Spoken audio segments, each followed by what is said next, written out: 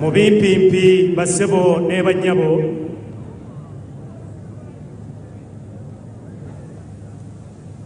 omuduumizi w'amagye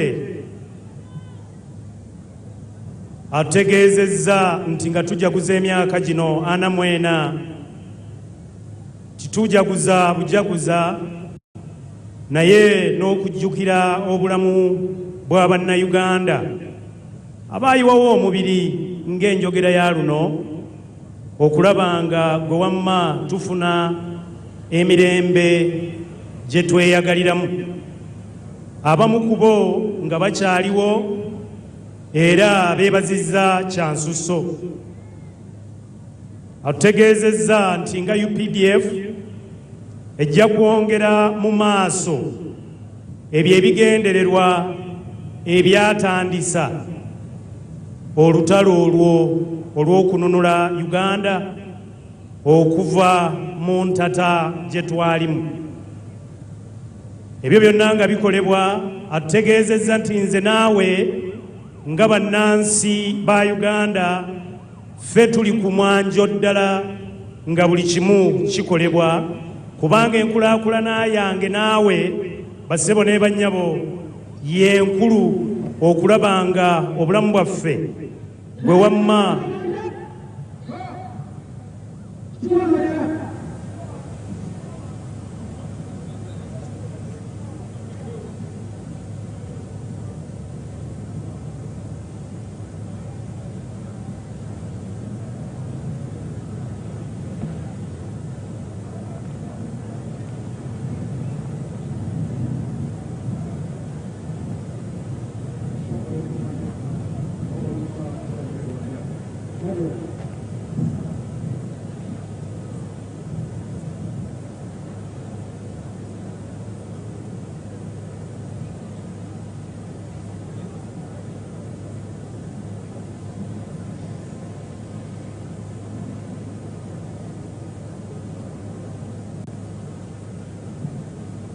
Your Excellency, allow me congratulate the parade commander. Ssebo ekitiibwa President nzikiriza njozeeyoze akulembeddemu parade.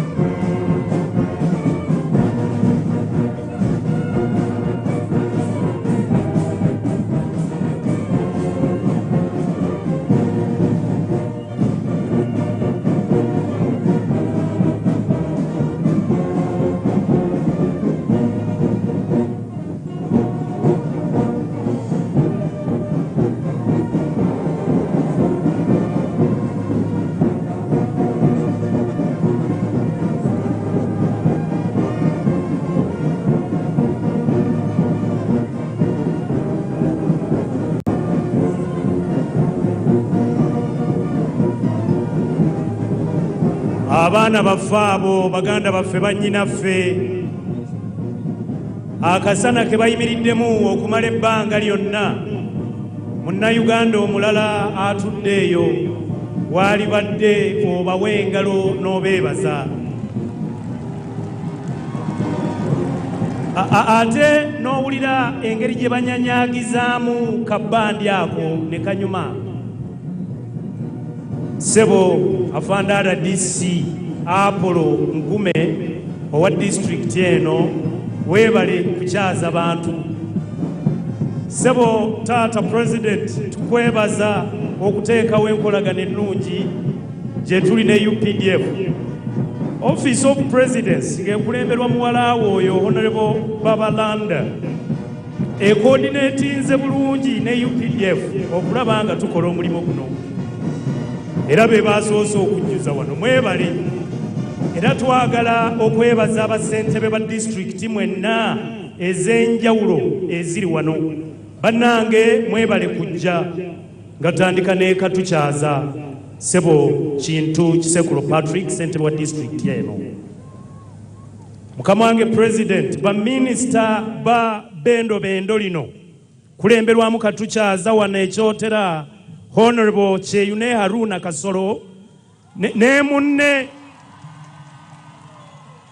Minister w'ebyobulamu Hajjati Hanifa Kawoya Esemba Bulaawo bakolaganye bulungi ne Minister both ow'ekitiibwa ko ne ba PS mu nnyiriri ezo okulaba ng'omulimu guno gwe wamma gutambula bulungi awatali muntu kukubagana na mulala bakulu mwebale nnyo mwebalire ddala mukkirize abalungi abaagalwa neeyongere mu maaso twabadde tufunza ebigambo mukulu byamaliriza wano era katubikole mu bufunze ddala tugende ku kiddako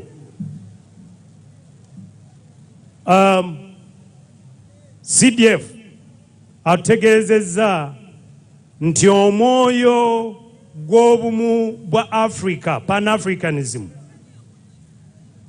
mukulu nnyo nga UPDF ekola emirimu gyayo era buli ggwanga erikola Africa tulitwala nga tundu ku Uganda tetuyina kitwawula ng'Abafirika era awadde obweyamo nti ekyo kinaagenda mu maaso awatali kutaataganyizibwa kwonna ategeezezza nti olwaleero we twogerera Uganda ya ddembe era ng'etaddewo embeera buli musuubuzi na buli mulambuzi okuba ng'asobola okukolera wano omulimu nga ggwe wamma talina kimulobera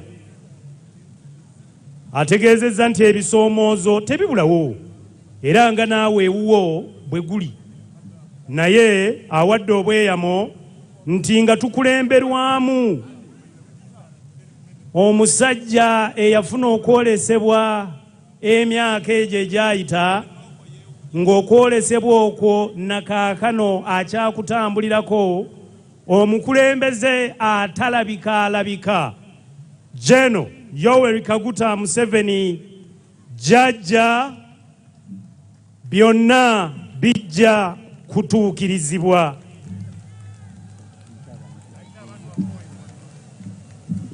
nsaba mpita abatuuze bannansi abali ku mukono gwange ogwa ddyo bannakasasa abali ku kalitunsi eyo mulaba bulungi muyingire ekisaawe musembere eno mwote pulezidenti obuliro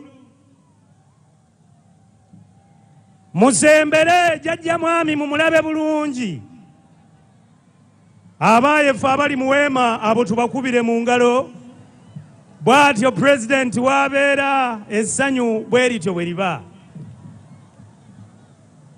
bano nga beesiimye taata tweyanziza nnyo nga bannakyotera bannakasasa bannagreta Masaka okufuna omukisa guno buli bwe tukyogerako Honorable Kasolo awo ayongera kumwenya mutabaniwo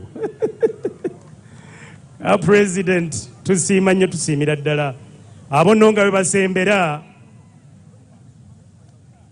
tugenda kutemamu bino byokka nti awadde okwewaayo n'okweyama okungi nti eggye lino okusinziira ku mirimu egikoleddwa mu mawanga agatuliraanye okugeza nga DRC, Ethiopia, Somalia, tukolaganye bulungi nabo okulaba nga tulwanyisa bakali butemu ab'ekyeja abatujju ababadde beeswanta emyaka egiwedde okubanga batumalako emirembe.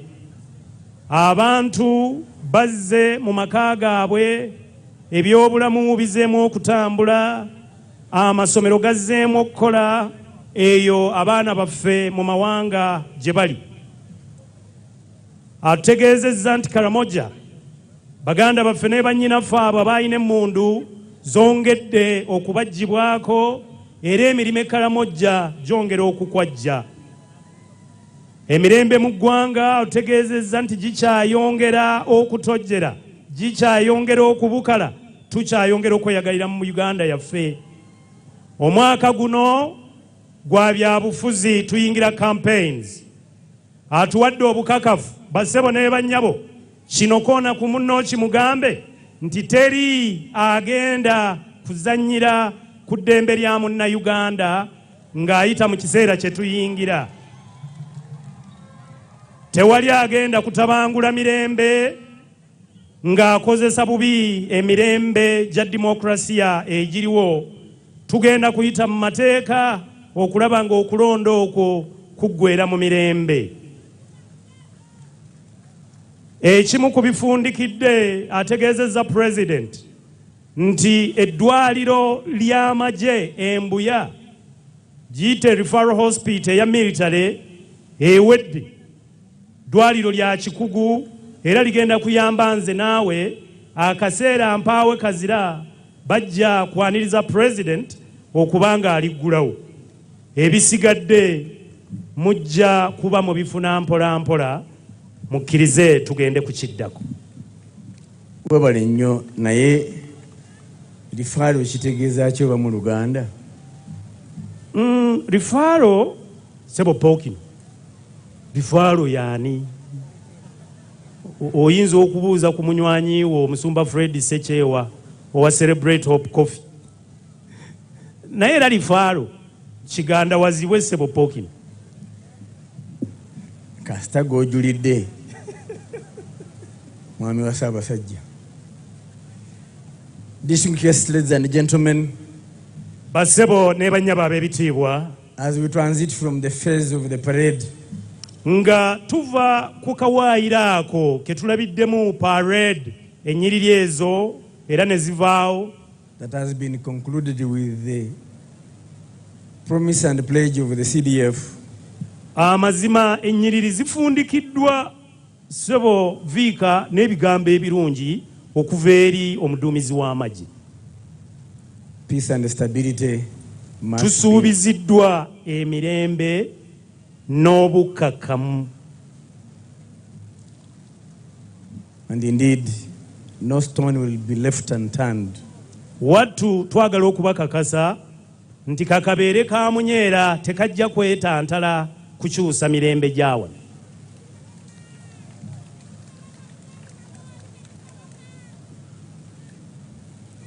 Allow me to recognize the Deputy Inspector General of Government, Madam Anne Muhoozi.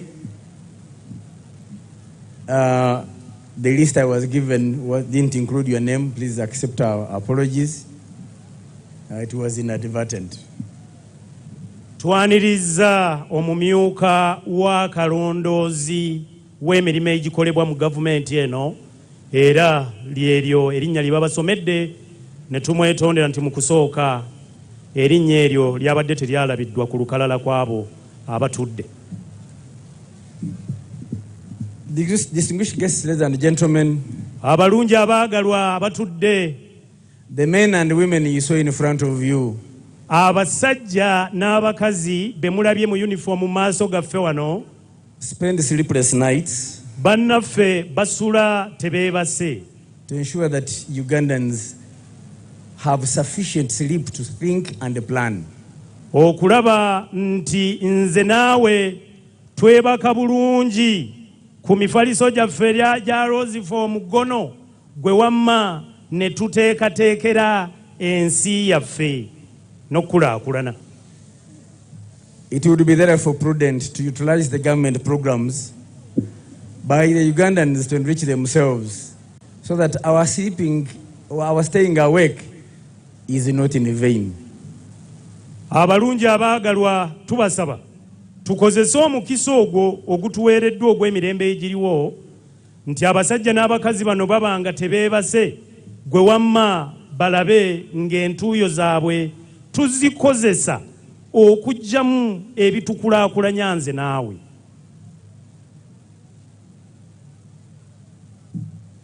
As we prepare to invite the Honourable Minister of Defence and Veteran Affairs, who I will request he recognizes his colleagues and the members of Parliament, and then he will invite His Excellency the President and the Commander-in-Chief. Bannayuganda gye muli mutulage ku ssanyu President amanye nti gye tuli eyo. Mwebale tuteekateeka okwaniriza Minisita w'ebyokwerinda, Minister of Defence n'abaazirwanako. Oyo nno yagenda okutwanjulira baminisita banne abaliwo, ate era n'omwogeza addako yajja okumwaniriza. Omwogeza addako omwogere si wa kyama y'Oweekitiibwa Pulezidenti w'eggwanga Ssaabalwanyi. Waliwo akiwulidde?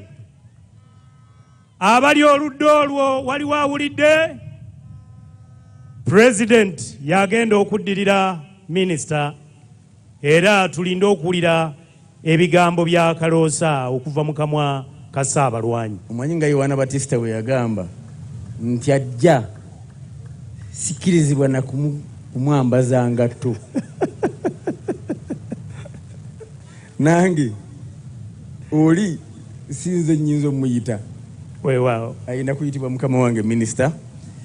But ladies and gentlemen, distinguished guests, we can only achieve this because the leadership at the national level, the leadership in the ministry has followed the vision of the Commander-in-Chief, has planned well for us, and for sure we have no excuse not to deliver on national defense and security. Basebo ne bannyabo mukkirize abali eyo tugatte ku ngalo zaffe twanirize minisita w'ebyokwerinda Honorable Jacobo Maxon Oboth. Ffe eri ettololo tumuyita baby face mwesti Budama. Your Excellency, the President of the Republic of Uganda and the Commander-in-Chief of the Uganda People's Defense Forces, the Vice President of the Republic of Uganda, the first national chairperson of the NRM party, the Secretary General of the NRM party, the cabinet ministers, the ministers of state, the members of parliament here, the former leaders who are here, the members of the diplomatic corps, the political leaders from the Greater Massacre, the civic leaders, the RDCs, the general officers headed by the CDF, the IGP, and the Deputy Commissioner General of Prisons. We want to welcome you all to this occasion. We have a few things to do to introduce to you some of our guests and also to say one or two things. We have SEC members, Central Executive, NRM members. I would want to request them to stand up for recognition. Honorable Lydia Wanyoto,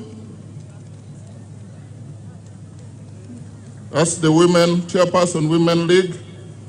Honorable James Treheyo, Chairperson, Workers League. Honorable Iguo Charles, Senior Executive Assistant. Honorable Jacqueline Chatuhaire, Deputy National Treasurer.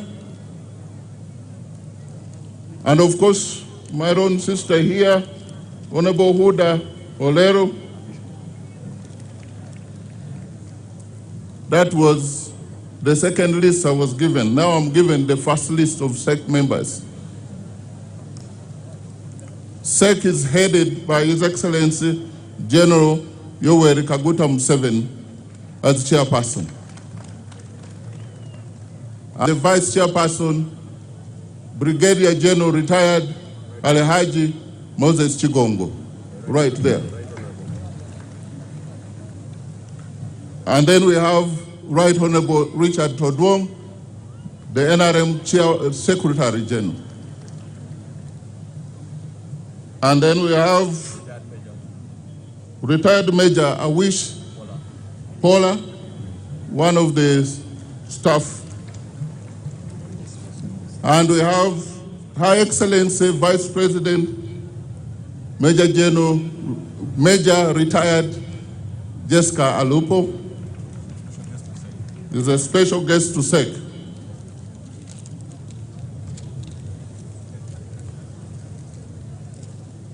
Ladies and gentlemen, today we have, this occasion has been graced by Her Excellency the Vice President, whom, please put your hands together for the Vice President. We have Honorable Mire Babiri Babalanda, Minister in charge of Presidency. We have Honorable Dr. Canon, Le Canon, Ruth Nankabirwa, Minister of Energy. We have Honorable Hajat Minsa Kavanda, Minister for Kampala City Authority and Metropolitan. We have Honorable Dr. Monica Musenero, Science, Technology, Innovations. And we have Honorable Alice Kaboyo, Minister of State in charge of Luero, Rwenzori, OPM. We have Honorable Anifa Kawoya, General Duties, Minister of Health. We have Honorable General Mbadi Mbasu Wilson, Minister of State Trade. We have Honorable Huda, of course,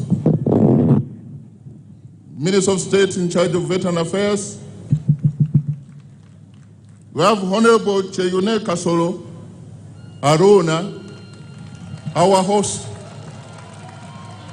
our host, the Minister of Miyoga, Microfinance. Honorable Grace Mary Mugasa, Minister of State Public Service. Honorable Rose Lily Akelo, Minister of State Ethics and Integrity. Honorable Grace Helen Asamo, Minister of State People with Disability. We have Honorable Dr. Balam Barugahara, the Minister of State for Young People.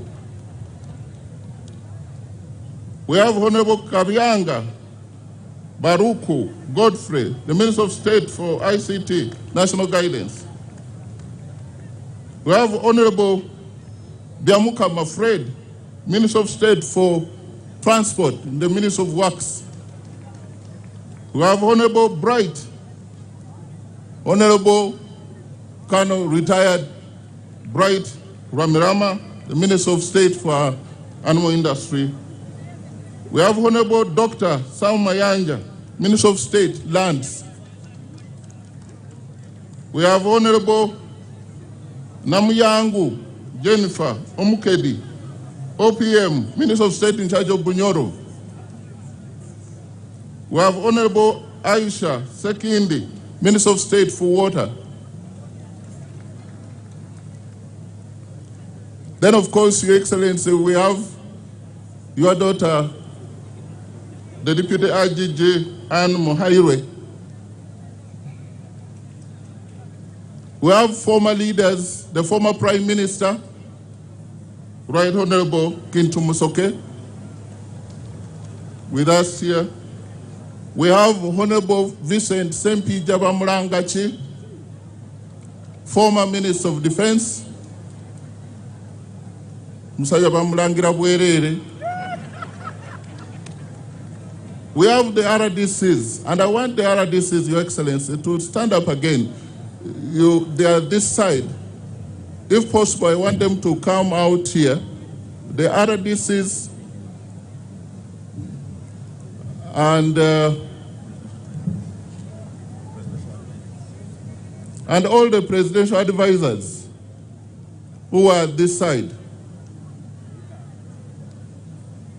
The RDCs, RCCs, and their deputies. These people have given us a lot of support in the districts that have been mentioned in Greater Masaka. They did a wonderful job. Thank you, the RDCs and RCC, and deputy RCCs, and the deputy RDCs, and assistant RDCs. Thank you very much. Baba weko bugalo, mwakoze bulungi nnyo, mwebale nnyo. The RDC of Chotera himself is here, Mr. Tugume, the host. He's a wonderful gentleman. The LOC5 of the region, especially headed by the host chairman, Honorable Chintu, is a magnet man. When you put the two together, Honorable Chintu and Honorable Kasolo, there's magic in Chotera. Thank you very much.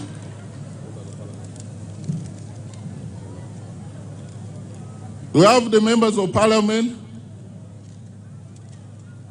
Honorable Colonel Dr. Nekesa Victoria, UPDF representative. We have Honorable Lieutenant Colonel Dr. Alanyo Jennifer, UPDF. We have Honorable James Kakoza, Iyala. We have Honorable Mary Begumisa, the woman representative of Zimbabwe. Honorable Mary, are you there? We have Honorable Dawudi Kabanda, the MP Kasambia Mubende. I've not seen him. We have Honorable Sentai Muhammad, MP Bukoto West, Ruengo.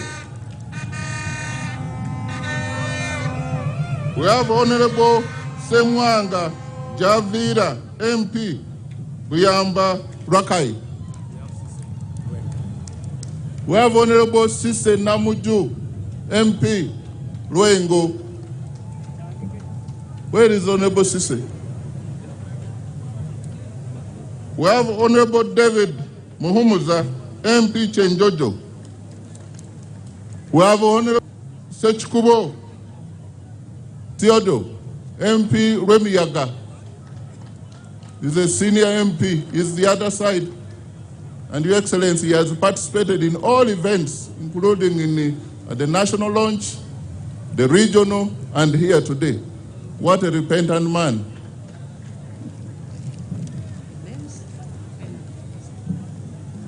Your Excellency, we have your special guests and friends from the United States of America who are here, invited by yourself, and I want them led by Mr. Timothy Senyonga.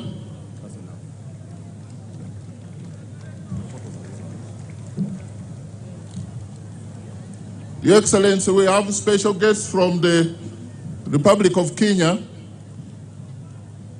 the delegation led by the party chairperson, the United Democratic Alliance, the ruling party of Kenya.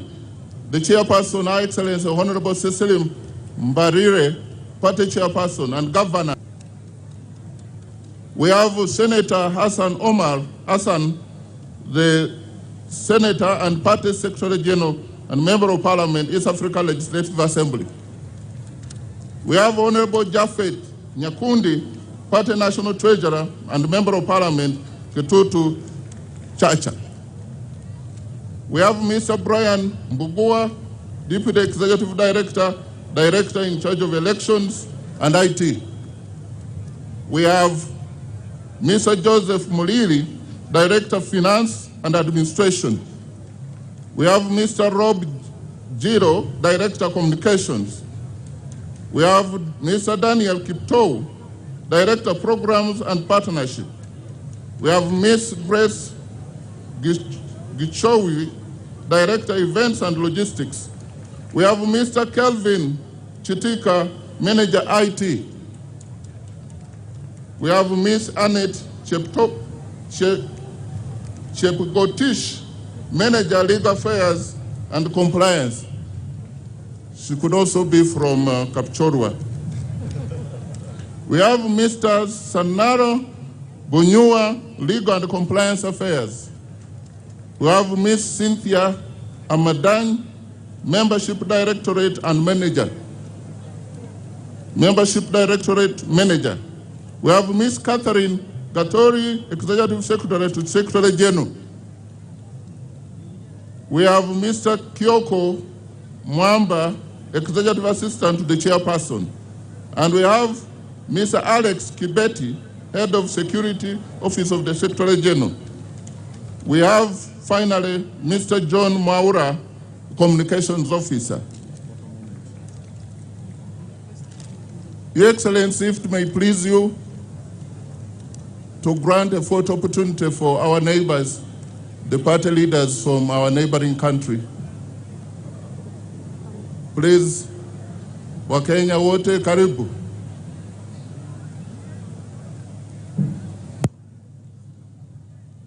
Put your hands together again, make the Kenyan brothers and sisters welcome.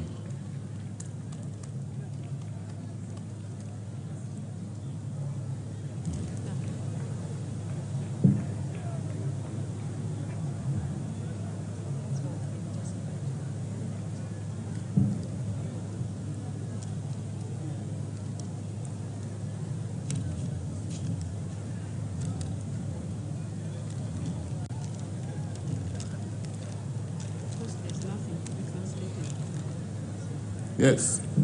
As they take the photos, I want to thank the ministers, the members of cabinet, and the MPs, especially the ministers who accepted to officiate. Honorable Bright, Honorable Nifa, Honorable Iskavoyo, and all the ministers who participated. You showed us love, and we are committed. And Honorable Kasoro, thank you for hosting us. You are such a great man. We have the DAs here, Your Excellency, the military attaches representing different countries. I see for the United States of America, I see for Russia, I see many of you here. The religious leaders, you've been introduced.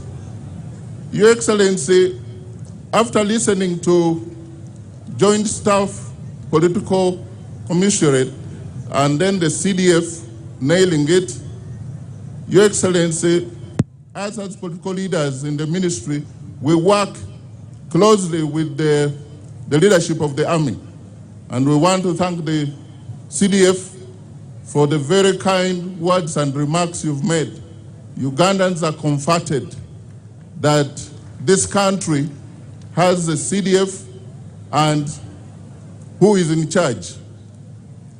The only thing I would say, all of us should guard and protect the achievements of the NRM without fear or favor. The propagandists are ready to downplay what the 44 years means to us. Your Excellency, you sacrificed with your few friends. see what is happening now in Uganda if it was not for that sacrifice 44 years today. You took the risk to stage an armed struggle with less equipment. And now the CDF said our capability as a country has been enhanced. So Ugandans, we should stay put and safeguard what God has given us. Let's protect at whatever cost. Your Excellency, I want to take this opportunity to now invite you to speak to a very waiting audience. Basebo ne banyabo tusaba tulage okwagala kwa Ferry President wuyo ajja okwogerako gye tuli. Era katusabe Honorable Cheyune Haruna Kasolo okubanga ajja ku muzindaalo okuvuunula Oweekitiibwa President ng'agenda okwogerako gye tuli. Akalulu n'engalo biriwa. Bannabuddu essanyu eryaffe erya bulijjo liriwa. Bannakyotera.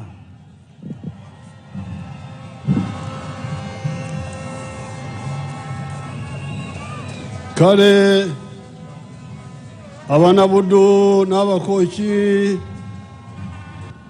n'abaziba bwe bali, abaziba b'e Tanzania bwe bali, mwena abanabuddu, abakooki, abaziba, abasese, ab'omu Lukoola eri Sembabule, mwena mbalamusiza.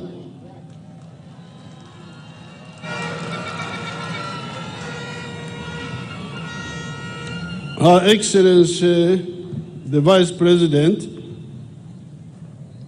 Achusa Oweekitiibwa Vice President,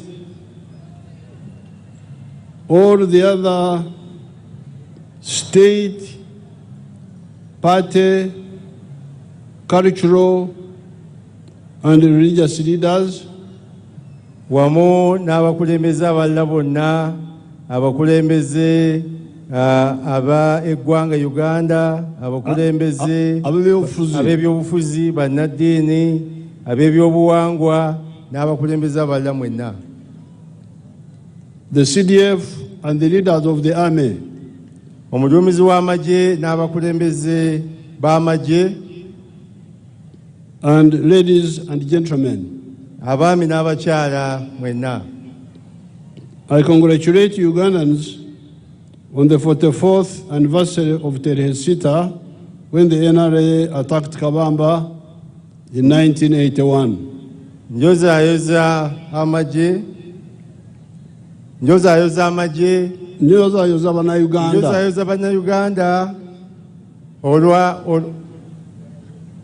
olw'ekijaguzo kino eky'emyaka 40 ng'amagye gaffe gayozaayoza okuva lugaleeta emirembe nga gawamba Kabamba, galumba Kabamba.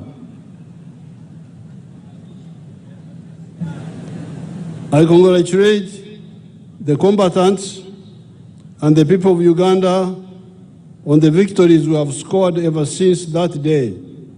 Njozaayoza abakuumaddembe bonna ab'amagye ne bannayuganda bonna olw'obuwanguzi bwe tutuuseeko okuva olw'okutuuka olunaku lwa leero. We thank God for these victories. Twebaza Katonda olwa byonna bye tutuuseeko. The National Resistance Army from the beginning was fighting for certain philosophical, ideological, and strategic principles and targets. Eggye lyaffe okuva mu ntandikwa lyalwanirira nnyo ebigendererwa, endowooza n'entegeka.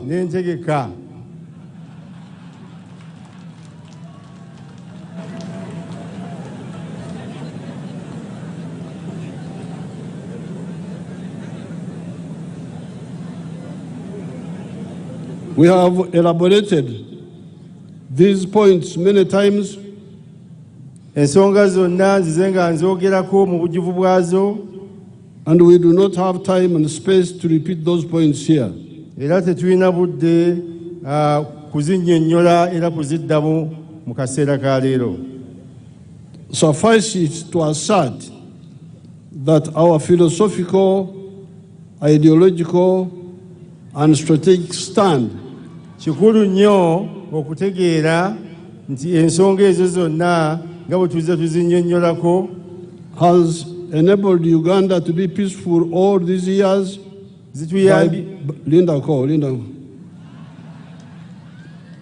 Has enabled Uganda to be peaceful all these years by building a strong army and other state institutions, expanding education and health services,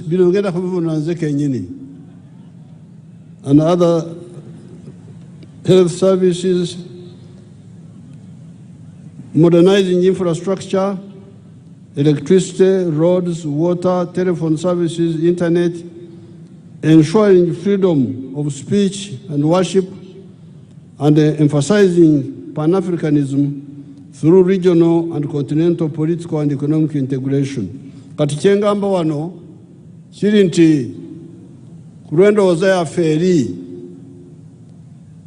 gye twatandika nayo kisobozesa Uganda mu myaka gino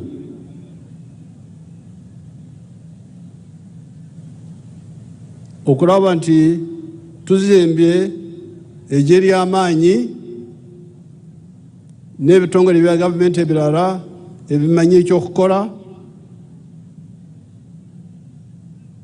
ne tugaziya ebyobuyigirize,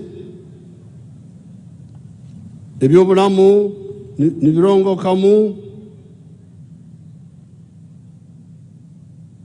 ne tutumbula infrastructure ng'enguudo n'amasanyalaze n'amasimu, ate ne tuleeta eddembe ly'omuntu okwogera ky'ayagala n'okusinza nga bw'ayagala. That was the summary in that one. President mumukubire mu ngalo olw'ensonga ezo zonna ze tutuuseeko nga bw'azibambise mu kwogera kwe. But I need to apologize to the people of this area. This area we used to call it Kibumbiro, this area. Naye ntwala omukisa guno okwetondera abantu b'ekitundu kino. Ekitundu kino twakiyitanga Kibumbiro. Up to the Kajara River, which is in Tanzania. Okuva ekitundu kino kyonna okutuukira ddala Kajara River ekiri mu Tanzania. We have done many roads in Uganda. Tukoze enguudo nnyingi mu Uganda. But the people in the planning ministry had made some mistakes. Naye abantu mu ministry ye finance ne planning badde bakolamu ensobi. Even works. Ne ministry y'ebyenguudo n'emirimu. They build new roads and forget old ones. Badde bazimba enguudo empya ne baba nga beerabira enkadde. Enguudo zaffe enkadde. That's how this road from Masaka to Mutukula deteriorated until they came in when it was a bit late. Kyobola abantu oluguudo baffe okuva e Masaka okutuuka e Mutukula lwaseebengerera mpaka lubazze okulukola nga lumaze okuggwa ku mpagala. We have now told them very clearly that consolidate the old roads before you add the new ones. Katumaze okubalambika n'okubawa ebiragiro nti banyweze enguudo zaffe nga bakola ku nguudo zaffe zenkadde ate oluvannyuma banaakola ne ku mpya. But now this road from Masaka to Mutukula is not very long. I know it. It is 53 miles. Kaakati oluguudo okuva e Masaka okutuuka e Mutukula President alumanyi bulungi si luwanvu nnyo lulina mayiro 53. Atano musatu, Your Excellency. Now it had gone into a bad situation. Kati lubadde lwasereba nnyo, lwasebengerera nga lufiiridde ddala. And our people are now working on new roads, going to other places. Kakati abantu babadde nga bayita ku nguudo empya kugenda abantu baffe mu minisitule y'ebyenguudo n'emirimu ne finance babadde batadde ssente ate mu kukola enguudo empya ne beerabira enguudo enkadde nga luno Masaka Mutukula. That scattered planning is we have stopped it. Kakati enkola eyo ey'okubuukabuuka pulezidenti yagiyimirizza. Consolidate the old and add the new. Abalagidde banyweze ezo ze tulinawo enkadde ate oluvannyuma bagatteko n'empya. As a consequence of all this, kakati mu bino binamu okuva mu bino byonna, although we still have a lot of work to do, nenkubadde tukyalina emirimu mingi gye tulina okukola. Our economy will be $59.3 billion by June 2025 using the foreign exchange method. Ebyobugagga byaffe bigenda kukula okutuuka ku bitundu 89. Obuwumbi bwa dola $59 n'obutundu busatu. Your Excellency. Okozesa embala eya omuwendo gw'okukyusizako dola. Nga tukozesa embala ey'okukyusa mu dola. The foreign exchange method.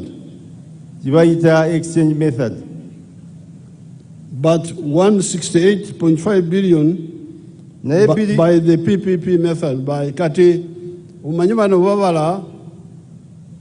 babala obugaga bw'ensi mu mirundi ebiri.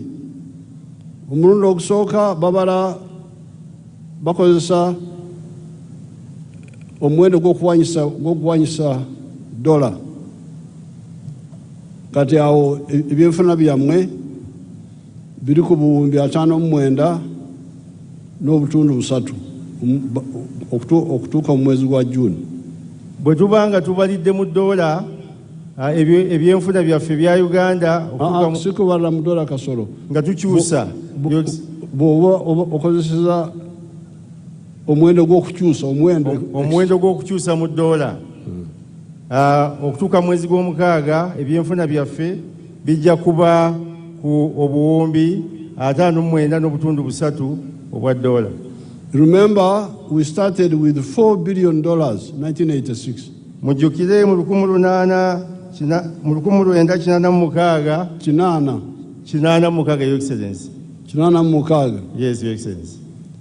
The size of the economy was $4 billion. Ebyenfuna byaffe byali obuwumbi 4 naye olwaliyo tuli ku buwumbi 59 n'obutundu busatu. But if you use the purchasing power parity, bw'okozesa embalirira ey'okutunula ku esente zino zisobola kugula ebintu byenkanawa. Bw'obanga tokozesa nkola eyekyusa mu dola n'okozesa embalirira, sente zino ze tufunye zisobola kugula bintu ki? Then the size is $168.5 billion. Ebyenfuna byaffe biri ku biliyoni 168. Obuwumbi 168 n'obutundu 5. Obuwumbi 168 n'obutundu 5. Thereafter, after June, kakati bwe tunaaba nga tumaliriza omwezi ogwo gw'omukaaga, our economy will grow by 7.3% without oil. Ebyenfuna byaffe bijja kukula okweyongerako ebitundu 7 n'obutundu 3 buli 100 naye ng'awo tetunaba kutunuulira ssente ze tunaba tujja mu oil. Without oil, our economy will be growing at about 7.3%. nga tetunaba kubala bye tunajja mu oil waffe mukimanyi bulungi nti tunaatera omukwatako ebyenfuna byaffe bigenda kukula obutundu bigenda kukula obutundu 7 n'obutundu 3 buli 100 okuva mu June. Eyo speed ya waggulu ensi nyingi tezigisobola. Enkulaakulana eyo Uganda gyegenda okutuukako ya waggulu nnyo ya kizungirizi, amawanga amalala tegagisobola gituukako. Simanji agasobola gituukako. Now with oil, our rate of growth will go into double digits. Kakati bwetunaamala okufuna oil waffe, bwetunajjayo amafuta gaffe, ebyenfuna byaffe bigenda kukula nga bisoba mu 10. Very good. Kati awo omunabudu azze. Kati akwataganya olunabudu n'oluzungu.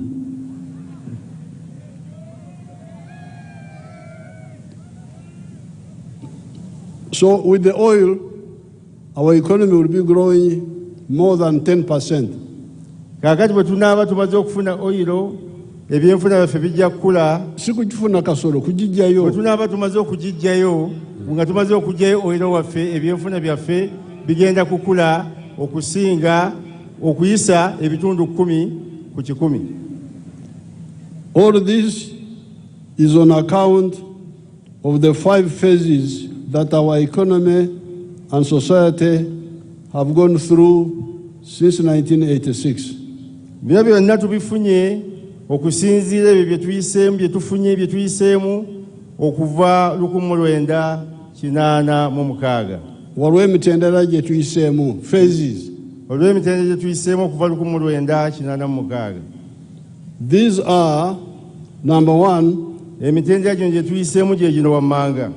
Minimum economic recovery by bringing back some of the 3 C's and 3 T's of the colonial economy that Idi Amin had destroyed, these being coffee, cotton, copper, and tea, tobacco, and tourism. Kanchivunire kino. Kati mwe timunazaalibwa omubudde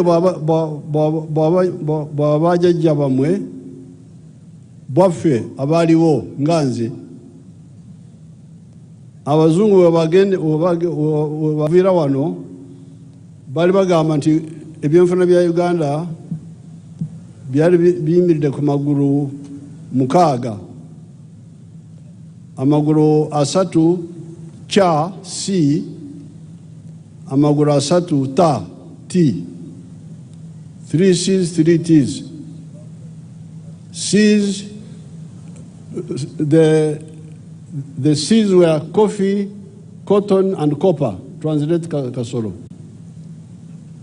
President nga bw'abagambye, kakati ebyenfuna bino byali nga abafuzi baali babyonoonye nga babigabanyizza mu bintu 6, nga ebisatu bitandika na leeta C na nukuta cha: kofi, emwanyi, kotoni ne copper. Ekikomo wamu ne pamba and coffee. Ne mwanyi. Then the 3 T's were tea, tobacco, and tourism. Kakati tea esatu, ta esatu, nga mwemuli taaba, tobacco, ate n'ebyobulambuzi, tourism. And chai. N'amajani. Tea. Now, so this is how the economy was before Amin came in. Eno embeera ebyenfuna byaffe bwe byalimu nga Amin tannaba kujja. When Amin came, he destroyed all these except coffee and tea remained limping on. Amin bwe yajja mu buyinza ebintu bino byonna bye yasangawo yabyonoona okuggyako emmwanyi n'etaaba. Bibyasigala biwenyera. Ebyo bye byasigalawo nga biwenyera nga babikolera ku mutindo omutonotono. So therefore when we came, that's what I'm saying, phase 1 was to restore this small economy of the 3 C's and the 3 T's. Noekyo pulezidenti bwe yakwata obukulembeze bw'eggwanga lino yalina okuzzaawo bino Idi Amin bye yali ayonoonye, taaba, emmwanyi ne kopa, ate era ne amajaani, ebyobulambuzi awamu ne taaba. Then second phase was to expand this small island because these 3 C's and 3 T's were affecting only very few people in the country. Omutendero gw'okubiri pulezidenti gwe yaddako kwe kw'okulaba nti agaziya abantu bonna bye basobola okukola, kubanga bino omukaaga byali biyamba abo bantu batono. It was helping only 9% of the homesteads by 1962. Ku maka 10 bino byali biyambako bisobola kuganyulwamu amaka 9 gokka mu mwaka gwa 1962. Amaka 9 ku 10. Amaka 9 ku 10 ye gali gaganyulwa mu taaba, mu mwanyi, ebyomukaaga. Kati, so now Amin had destroyed them. Naye Amin yali amaze okubijjawo, okubisaanyaawo, ng'aleseewo taaba ne mwanyi naye nga nabyo bimaze okusereba. So phase 1 was to bring back whatever we could bring back. Omutendero ogwasooka pulezidenti ne banne balina okuzzaawo ebyo ebyali bisoboka okutaasaako kw'ebyo omukaaga ebyali bisoboka okuddawo. Second phase was to expand. Omutendero gw'okubiri kugaziya. That's why like coffee now we are at 9 million bags. We used to be at 2 million bags. Kaakati kyova olaba nti kaakati emmwanyi tuli ku emiliyoni z'ensawo ze tuproducinga kati nga Uganda emiliyoni 9 naye nga twali ku miliyoni 2 ez'ensawo. Tea were at 23 million kilograms 1970. We are now at 160 million. Kaakati g'amajaani twali ku miliyoni 27 miliyoni 23 mu 1970. Kaakati tuli ku miliyoni 16. So that's what I mean by restore but also expand. Ekyokiba pulezidenti kyategeeza bw'abagamba nti mukuume muzzeewo ate era mugaziye. Now phase 3 is diversify the economy. Kaakati phase ey'okusatu ate yalina okukyusa n'okugattako ebintu ebirala ebisobola okuyamba enkulaakulana y'ebyenfuna byaffe. In the colonial times, Ugandans did not know that maize was a cash crop. Mu biseera by'abafuzi b'amatwale bannayuganda baali tebamanyi nti okulima kasooli, nti ekirime kya kasooli nakyo kivaamu ssente. That fruits are cash crops. Era nga tibatwalanga kulima bibala nti mulimu ogusobola okuvaamu ssente. That fish was a cash product. Nti era n'ebyennyanja nabyo byali bisobola okuvaamu ssente. That's why there was not a single factory on Lake Victoria for fish processing. Kyova olaba tewaaliwo factory yonna yali esobola kuteeka mutindo ku byannyanja Lake Victoria. There was only a small factory on Lake George called Taffmark. Waaliwo ka factory akatonotono kamu ku Lake George akayitibwanga Taffmark. They did not know that abalaro abesembabule nti amata gammwe. They did not know that milk is a cash product abalaalo b'Essembabule ne wala yonna lyantonde nawa baali tebamanyi nti amata nago gasobola okuvaamu ssente. So many bananas, owamu n'amatooke, beans, n'ebijanjaalo nabyo bisobola okuvaamu ssente, peas, ne kawo, vegetables, awamu n'enva endiirwa oba eno ebituyita ebivaavava, flowers. ebimuli nabyo bisobola okuvaamu ssente. So we have commercialized all these products. N'olwekyo bino byonna Oweekitiibwa Pulezidenti atugamba nti abifudde ebirime ebisobola okuvaamu ssente era nga bitundibwa nga byattunzi. You people here in Karangala, you know the palm oil. Mwe abantu wano abali wano ab'e Kalangala mumanyi ekinazzi. So that was phase 3. Kati eyo feezi yali yakusatu oba mutendera ogwokusatu. Now phase 4 omutendera ogwokuna is adding value. Kwe kussa omutindo oba okugattako omutindo ku ebyo ate bye tuba nga tukoze oba nga tulimye. We have been trying to wake you up.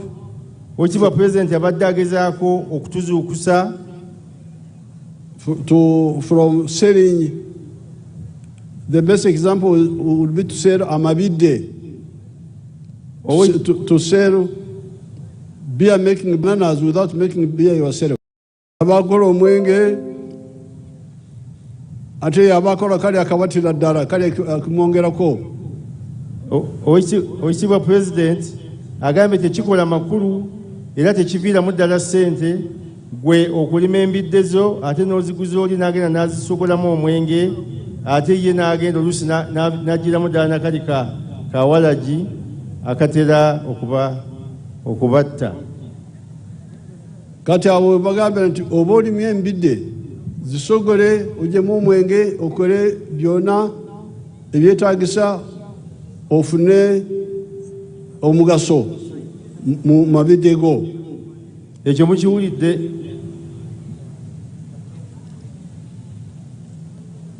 Now that is, if you look at milk, we are adding value the whole way. Kati bw'otunuulira amata, bw'otandikira ku mata, amata ago okuva ogatandika nga bakagajja mu kibeere ky'ente, Oweekitiibwa Pulezidenti abakubiriza okugagattako omutindo mpaka okumalirayo ddala sayiku. Ab'olutuyimbi mutulage the product, if you have it, the products of milk, if you have them.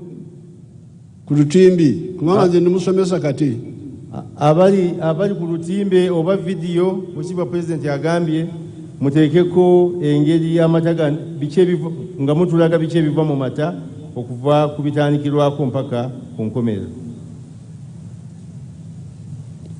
oba temulina.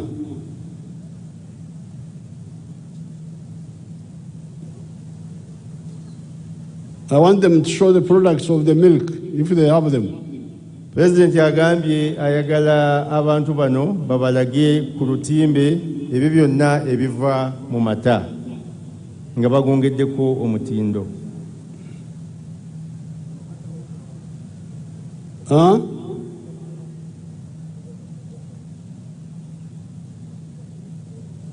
You get it. When you get it, you will show it to us. Kale mu kiseera kino bayinza okuba nga tebeetegese. Pulezidenti abalagidde bakanoonye bakafune, bwe banaakafuna bajja kumutegeeza basobole okukabalaga. They can also show us the cotton and the products from cotton. Basobola n'okutulaga pamba n'ebyo byonna ebiva mu pamba. They can also show us the products from timber if they have those factories. Basobola n'okutulaga ebyo ebiva mu mbaawo singa baba balina obutambi obwo. That is phase 4. Kati eyo feezi ey'okuna ey'okugattako omutindo. Adding value. Kugattako omutindo. Now phase 5. Kakati omutendero gw'okutaano. We have entered the knowledge economy. Kakati omutendera guno gw'okutaano tuzze tuli mu kiseera ekya kompyuta ekya digito.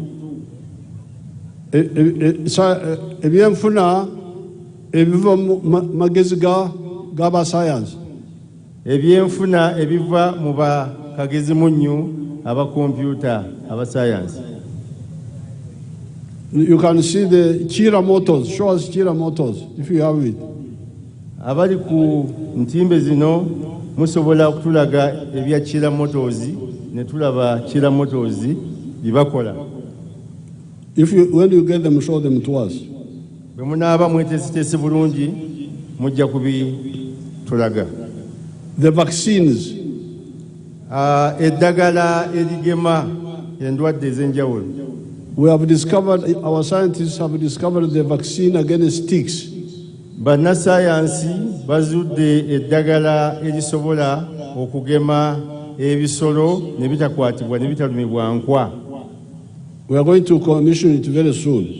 Era ekkolero lino oba eddagala lino oweekitiibwa pulezidenti agenda kulitongoza mu kiseera ekitali kyawala. This was by NARO, our NARO group. Okunoonyereza kuno n'okuvumbula kuno kwakolebwa ekitongole kyaffe ekya NARO ekyagwekaliki. But also some scientists. Naye nga beegattidde wamu ne bannasayansi abamu. No, separately. Ne bannasayansi abamu nabo bagezezzaako okukola ekintu kyekimu.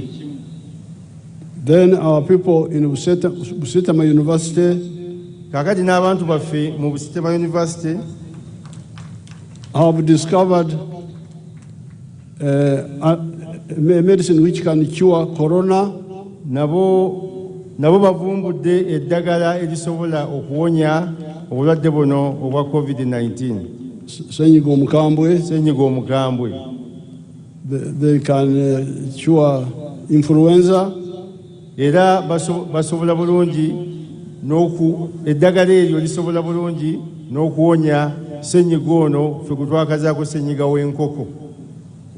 And also other viruses. Ate era n'endwadde endala ezireetebwa obubuuka obutalabika obutasobola kulaba na maaso go. There is a group called Kazeire Herbal Medicine. I think these are from Mbarara. Waliyo ne gurupu eyitibwa Kazeire Herbal Medicine, ndoza bye bakola Kazeire eri Mbarara. They have also discovered something similar. Nabo bakoze ekintu bavumbudde ekintu kyekimu. The people who took these medicines recovered 4 days earlier than those who were using other medicines. Abantu abakozesa eddagala lino baawona ennaku nnya ng'abakozeseza liri ezzungu bo tebannaba kuwona. Mu nnaku nnya bano baali bawonye. And now some of our friends were playing around with us. Mikwano gyaffe abamu baali bagezaako okulemesa enteekateeka eno. Wanted to build a laboratory where you can kill, because traditionally our medicines kill the viruses or the bacteria, what they call in vivo, in the human being. Oweekitiibwa President agambye waliwo abantu abaali bagezaako okugootaanya enteekateeka eno kubanga waliwo abantu baffe abaali bavumbudde okuba nti waliwo obuwuka obusobola okutta endwadde.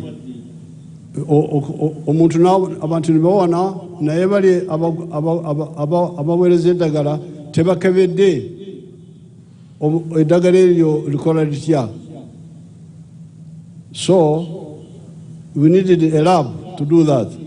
So Oweekitiibwa President agamba kyali kyetaagisa okuteekawo ekkeberero okulaba nti tukutuuka ku kintu ekyo. What they call in vitro. Osooka n'otta obulwadde mu laboratory mu kacupa mu katest tube n'olaba nti obuwuka bufudde, then eddagala n'olutwala mu muntu. You first kill the virus in the lab, then you go and check in the human beings. Now we Africans, because we have been using this medicine, we started the other way around. You kill the disease in the human being, then you go to the laboratory to check how it is killing when the disease is already dead. President yatugambye nti kyali kyetaagisa okuteekawo laboratory nga obuwuka buno basooka ne babugezeseza mu bulwadde nga buli mu kacupa. Obuwuka ne butta obulwadde buli, bwe bumala okubutta ne balyoka babuteeka mu bantu. Obuwuka bwe babuteeka mu bantu ne buba nga busobola okulwanyisa obulwadde. Ffe bannayuganda kye tubaddeko, tubadde ate tutta bulwadde okusinga okutta obuwuka. Omala kutta bulwadde ate n'olyoka ogenda mu laboratory bakebere. Our people have been using these drugs without scientific analysis, but they have been working. Abantu babadde bakozesa eddagala lino erivumbuddwa naye ng'abakugu baffe bannassaayansi tebalyekennenyeza bulungi nga bw'abagambye kaazire n'ebirala, naye nga libadde likola wadde nga babadde tebannaba kulikakasa bannassaayansi bano. But now we wanted a laboratory to do this. Naye kati oweekitiibwa President agambye nti twali twetaaga okufuna wetugezeseza eddagala lino oluvannyuma abantu tusobole okubakkiriza. And some of our friends were playing around with us. Abantu abamu baali bazannyisa era nga bagezaako okugootaanya enteekateeka eno nga bagezaako okutulemesa oba okulowooza nti tuli serious. But you people, our children have studied, now they have built their own lab themselves. Naye bantu mmwe abaana baffe basomye era bafuuse bakugu bannayuganda era kati beezimbidde laboratory eno ku lwabwe bennyini nnyini. Now what had worked against corona in people has now been tried in the lab and it works perfectly well. Kaakati eddagala libavumbula abantu baffe era ne liwonya abantu baffe abaali balwadde ssennyiga ono omukambwe nga terikebereddwa. Kaakati bannassaayansi era abakugu balitutte mu kkeberero ne baligezesa era balabidde ddala ng'eddagala lino lya mutindo. Batuzimbidde ekkeberero. Era batuzimbidde ekkeberero abaana abaffe. Yes, Your Excellency. Era ngenda kubawa omudaali.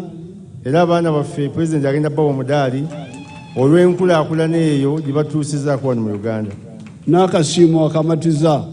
Era agenda kubasikako naye mu ngalo abawa akasiimo okusiima ogwo omulimu gwe bakoze. Era bannassaayansi bange bonna abavumbudde ebintu ngenda kubawa akasiimo. Buli munnassaayansi alinako kyavumbudde era ne kikakasibwa ajja kufuna akasiimo okuva wa President.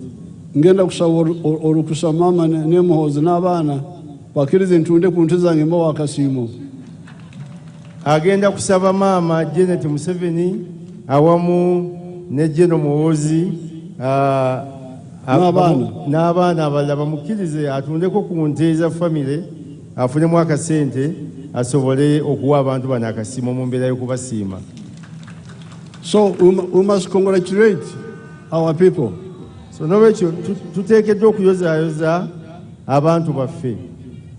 Our university people and some factories are now manufacturing most of the diagnostics we need. Abantu baffe abali mu matendekero ag'enjawulo ne mu factories ez'enjawulo bakoze eddagala erisobola okuwonya endwadde ezisinga obungi. Okukebera. Bakoze eddagala erisobola okukebera endwadde ezitutawaanya. We are self-sufficient in sanitizers. Era gali amadagala ag'okutta obuwuka ku ngalo, ku meeza,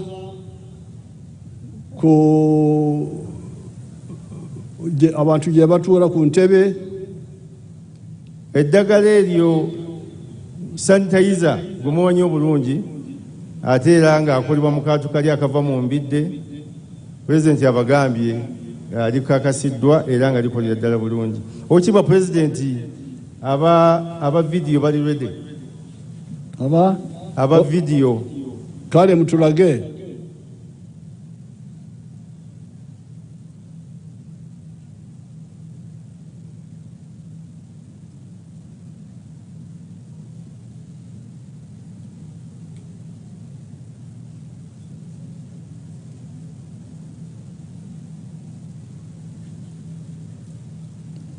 Birabika bulungi oba? Okay, katuli.